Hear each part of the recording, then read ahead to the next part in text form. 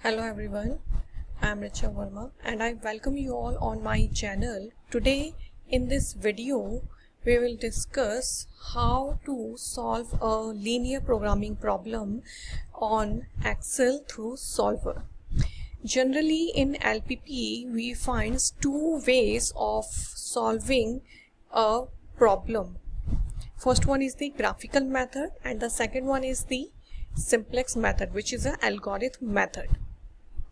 But in this video here we will try to solve a linear programming problem through the Excel, in which we will first of all activate a application which name is Solver.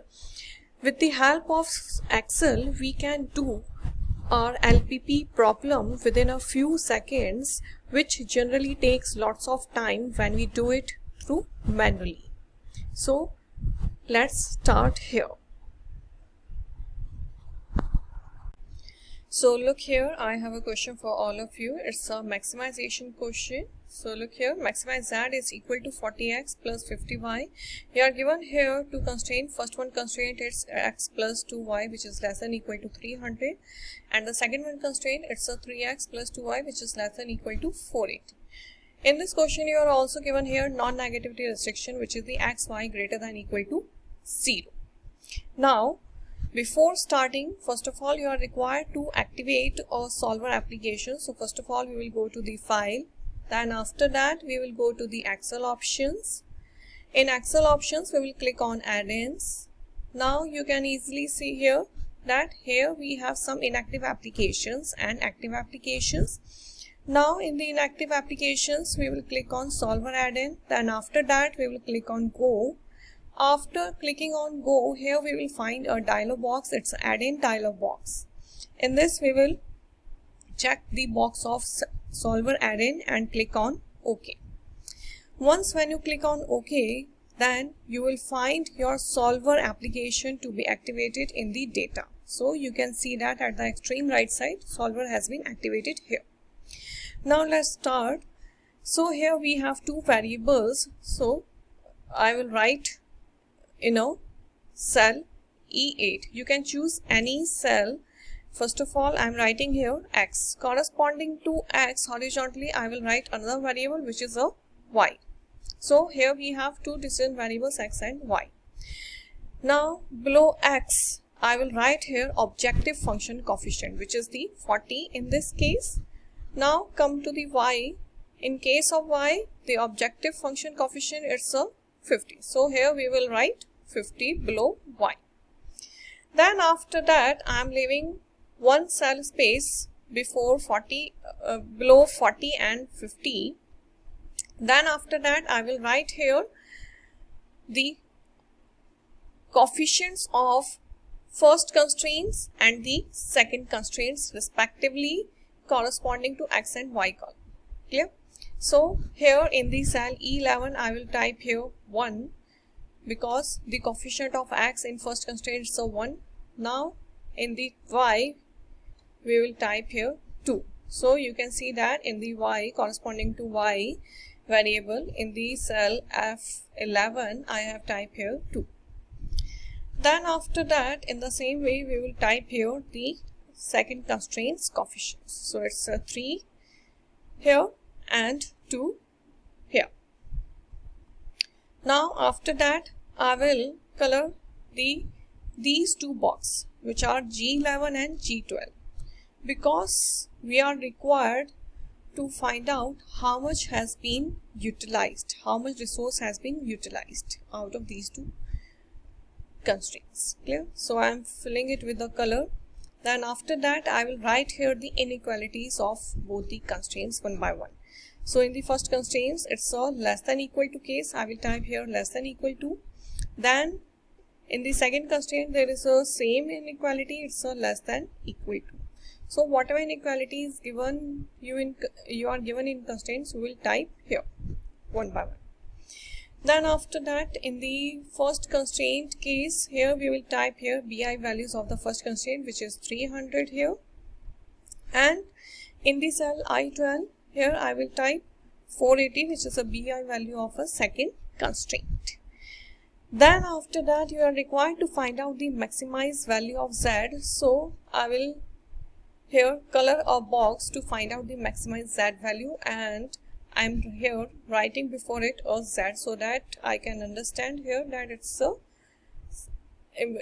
showing here a maximized z value that we will find through solver. Then after that I'm also coloring these two boxes below x and y column in the cell E14 and F14 so that here we will get x and y values here.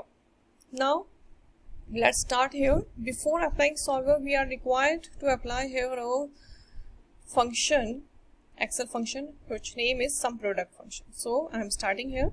First of all, we will click here, type equal to. Then after that, here we will type sum product, double click on it to select it. Then after that, we will press Shift plus F3 together.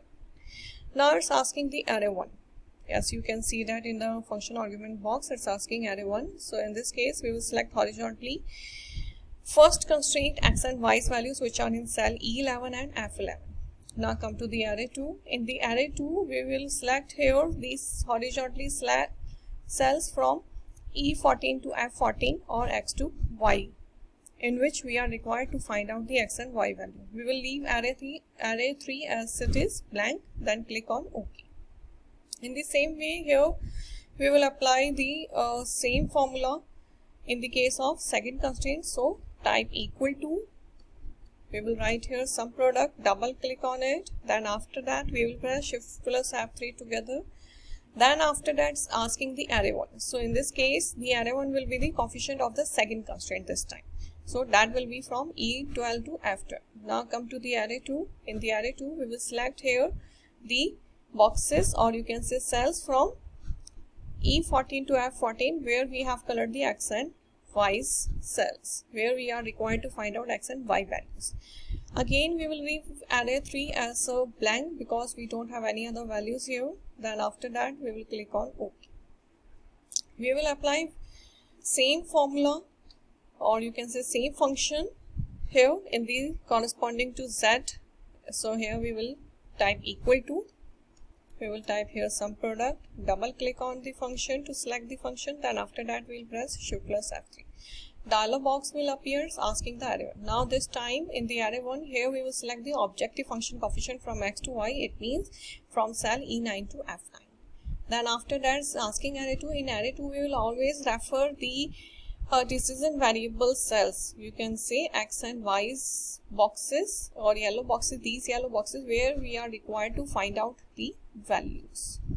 So it's a E14 to F14. We will leave array 3 as a blank. Then after that, we will click on OK. So after clicking on OK, you can see that here we are getting 0, 0 value because we are not producing anything here. We are at the origin point. Now come to the data. Before coming to data, I am selecting this one cell. It's a I14 where we are required to find out maximum z value. Now come on data, then click on solver. As you click on solver, you can get here a solver parameters to be activated here. Now first of all, you are required to set here your target. So for that, we will select here the cell or the cell where we have applied a formula to find out the maximized value of z. So corresponding to z, I have here applied the sum product formula, so I am selecting it. It's automatically freeze the cell here by putting $sign before the row and the column. Then after that, it's asking for the equal to. So in the equal to, I have to choose the type of question. It's a maximization question or minimization. So I have here opted the maximization question. Then after that, by changing cells here, we will refer the cells where we are required to find out the decision variables value. So I will refer here these yellow boxes, E14 to F14 in this case. Then after that, you are required to enter here subject to the constraints. So the format that I have written here, that will be the same as we click on add. As you find here that the there is a dialog box, it's a add constraints. So it's asking first of all the cell reference. So in this case, we will here select the constraint 1 yellow box, first yellow box. Okay. it's a G11, then we will check for inequalities. So our required inequality, it's a less than equal to, we will keep it as it is. Then after that, go to the constraints, we will select here the bi value of the first constraint.